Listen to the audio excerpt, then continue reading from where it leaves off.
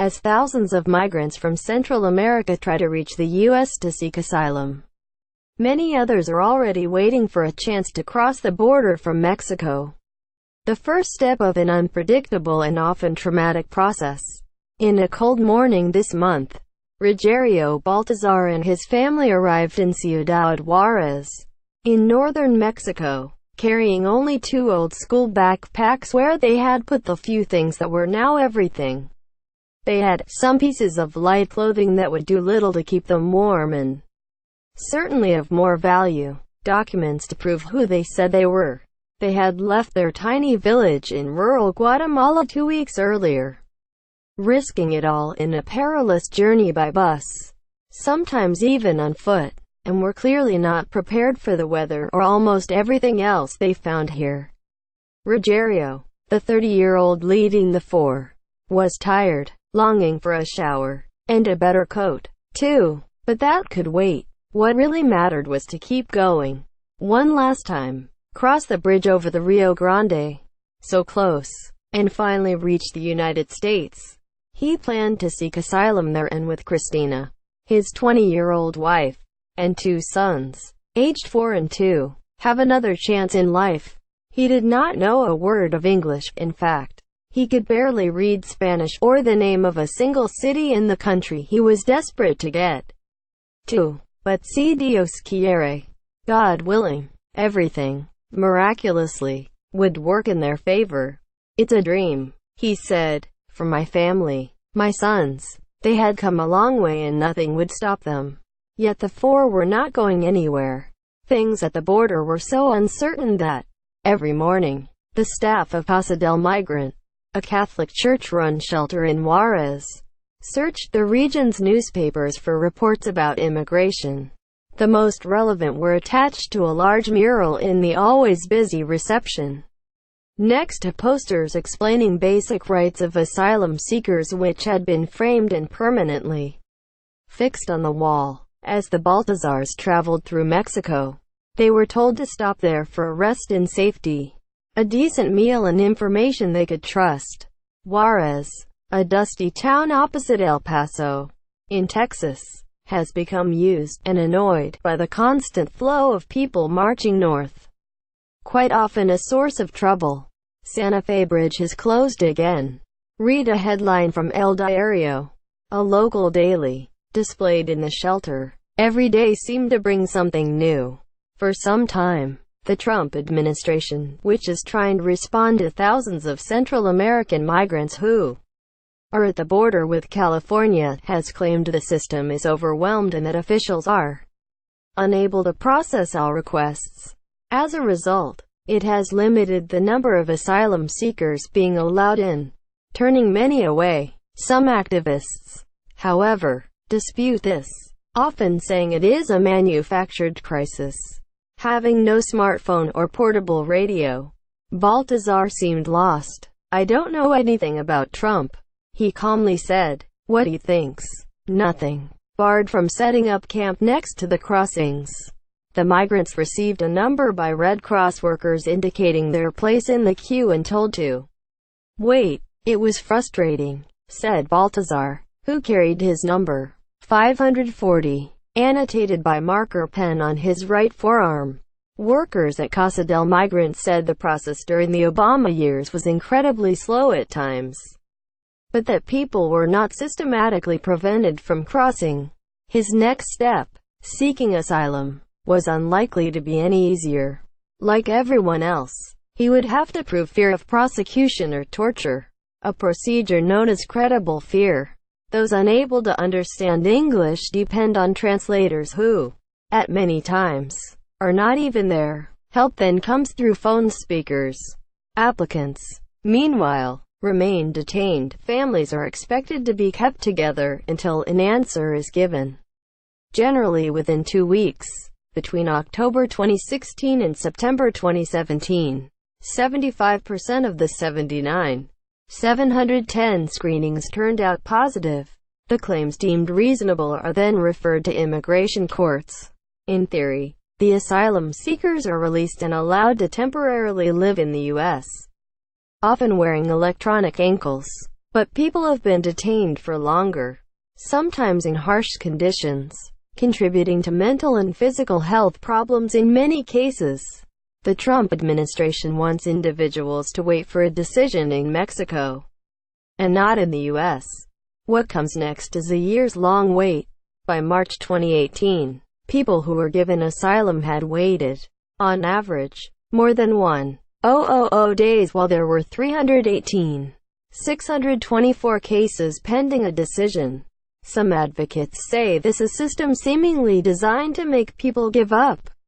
If the credible fear is rejected, migrants are ordered to be removed but can try a complicated review before they are deported. Baltazar had no idea when his turn would come. Having to stay at the shelter, he spent the night with more than 200 other men and women, of all ages, who had arrived before him with a similar goal. He feared it could be days, if not weeks, before his number was called. In 2015, as Baltazar walked on an empty street of his poor village in Guatemala at night, he said 5 masked men attacked him with a knife, cutting out a small part of the top of his right ear. They did not take anything from him. Baltazar said he did not have anything for them to rob anyway. And, to this day, he knew nothing about who had done it and why. The men quickly escaped in the dark and Baltazar did not find anyone around to ask for help. Bleeding, he ran back home where his wife improvised a way to treat the injury. It eventually healed but left a scar that he tried to hide with his shiny dark hair. The days that followed, Baltazar recalled, had his family locked indoors, terrified that the attackers could be looking for them. Guatemala is one of the deadliest and poorest countries in Central America, with crime fueled by gangs and organized groups. It is nowhere as violent as its Northern Triangle neighbors, Honduras and El Salvador, where extraordinarily high murder rates have forced thousands of residents to leave year after year. But Baltazar had no option other than seguir adelante, carry on, while his wife took care of their then only son. He said he spent most of the time looking for work, any work. When luck was on his side, he found something, usually helping at a construction site or plantation field, earning him a few, but much needed, Guatemalan Quetzal. The couple, together since 2013, had a second son in 2016. Adding to the pressure, "We didn't have anything," he said. "Sometimes you eat, sometimes you don't. No one can live this way." Quote. Then last October, Baltazar said unknown men tried, again, to attack him. This time, he protected his head with his arms and the suspects walked away without harming him. From Juarez it was almost impossible to independently verify his version of events. He no longer felt safe there. "I don't know what they wanted," Baltazar said. "It was easy to convince his wife that they had to go.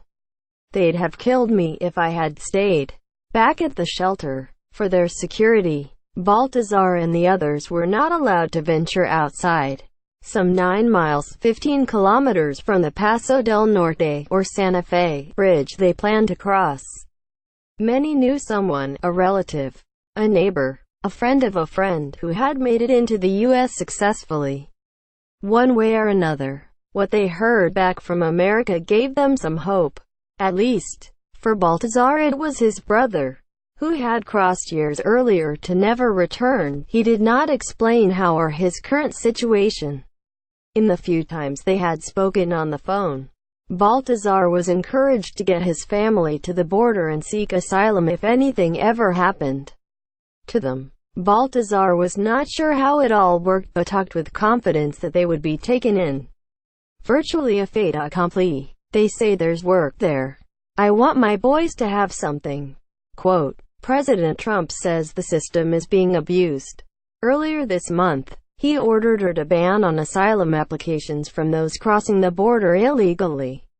A decision a federal judge blocked last week, saying it was an extreme departure from prior practice. In the run-up to the midterm elections, Mr. Trump said the thousands of migrants represented an invasion and that criminals were among them. Many Trump supporters defend tougher policies to prevent bogus claims, as officials say a large number of requests actually come from economic migrants who do not qualify for asylum. And as tensions mounted after migrants attempted to storm the border over the weekend, the president threatened to close permanently all crossings. U.S. border officers fired tear gas to repel migrants who, they said, were throwing rocks. MSNBC described it as a border battle when Baltazar was not helping his wife keep their children busy, usually by walking around the shelter's outdoor patio or playing with empty Coca-Cola bottles. He sat under the trees with other migrants, sharing stories that were invariably a mixture of never-ending misery and fear fueled by rampant crime in their countries. It gave him, and probably the rest, a sense that everybody, in a way, was in this together. But it also fed his anxiety. He watched with particular interest a man who had come days earlier, alone, Baltazar said, and did not even have a number to wait for. When I visited Baltazar on a second day and his name was announced in the shelter's loudspeaker, I saw his frustration when he was told that it was just the reporter who had come to talk to him. Critics argue stronger measures are unlikely to stop asylum seekers from showing up at the border, and say that, in fact, it could result in more people trying to cross it illegally, at greater danger. Workers at Casa del Migrante said they had sheltered a woman and her young son who had been caught by officials at the border days before Baltazar arrived. Like most migrants, Baltazar, who was slim and talked slowly with a low voice, was a devoted Christian and believed that a divine force would protect them. He and his wife had survived a difficult trip of exhausting hot days with scarce food, carrying their sons who understood nothing of what they were going through. But God, Baltazar said, knew everything. 4 days after Baltazar arrived in Juarez, he stopped replying to my text messages and calls went straight to his voicemail. His 540 had been called. Casa del Migrante later confirmed, much earlier than he expected, they did not have any other information on him. When we met for the first time, he said he was not worried about what happened to him once he crossed the border. I'm scared of having to return. If I'm not allowed in, I'll try again. In my city I'll never live again. Follow Hugo on Twitter @HugoBashega.